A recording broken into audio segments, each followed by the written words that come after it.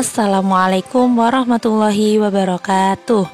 Jumpa lagi dengan saya, Bu Ayun, dalam materi Sejarah Kebudayaan Islam kelas 6 Madrasah Ibtidaiyah.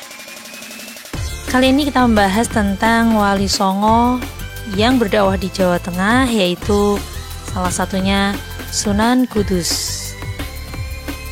Kompetensi dasar yang diharapkan berdasarkan KMA nomor 183, sikap spiritual menghargai nilai-nilai positif dari peran Sunan Kudus dalam mensyiarkan Islam di Indonesia. Sikap sosial, menjalankan sikap tanggung jawab, percaya diri, toleran, dan santun.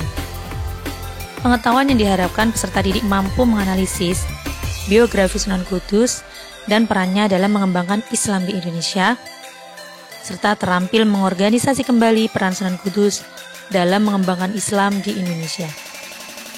Berikut peta konsep materi tentang Sunan Kudus yang akan kita bahas antara lain seperti biasanya, yaitu riwayat hidup atau biografi Sunan Kudus, peran Sunan Kudus dalam mengembangkan Islam di Indonesia, serta sikap positif dalam pribadi Sunan Kudus.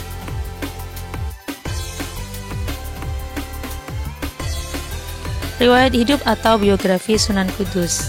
Nama asli Ja'far Shadiq.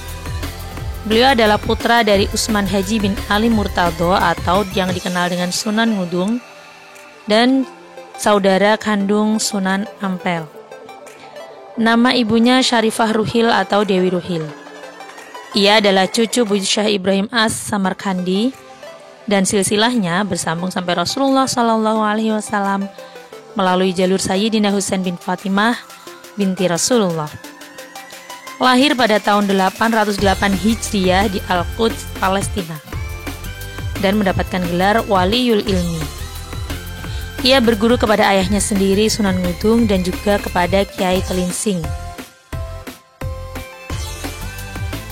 Makamnya berada di bagian belakang Masjid Agung Kudus, Kota Kudus, Jawa Tengah. Peran Sunan Kudus dalam mengembangkan Islam di Indonesia. Ia adalah pelopor adanya toleransi beragama.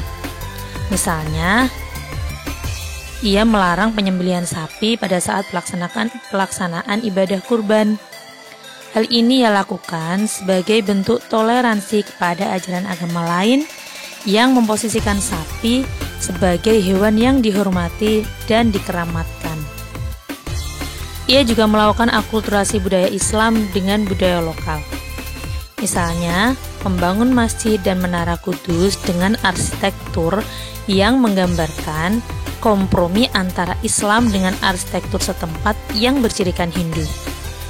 Sunan Kudus menyebarkan Islam dengan jalan kebijaksanaan, mengkompromikan arsitektur Islam, Jawa, Hindu, Buddha, dan juga kebudayaan Tionghoa.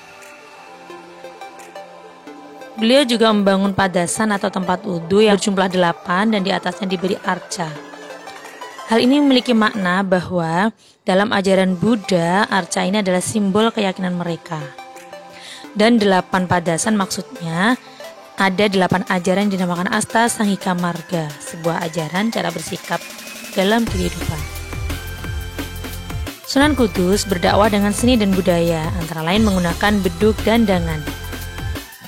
Beduk dan dangan ia gunakan untuk mengundang para jamaah ke masjid dan juga mengumumkan hari pertama puasa kepada masyarakat. Ia juga menciptakan tembang mijil atau mas kumambang yang berisi pesan-pesan agama. Sikap positif dalam pribadi Sunan Kudus yang patut kita contoh antara lain pemberani.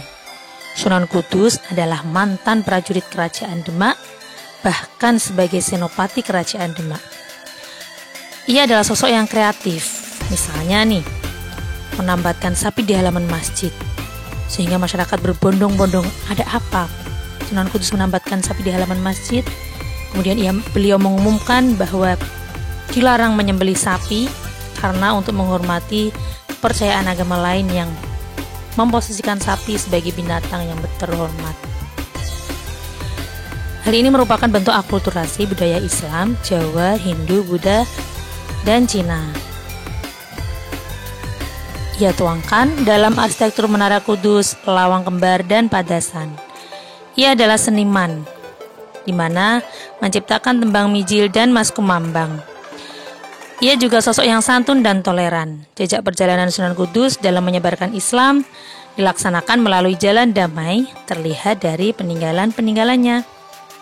Terima kasih, sampai jumpa lagi di materi berikutnya. Wassalamualaikum warahmatullahi wabarakatuh.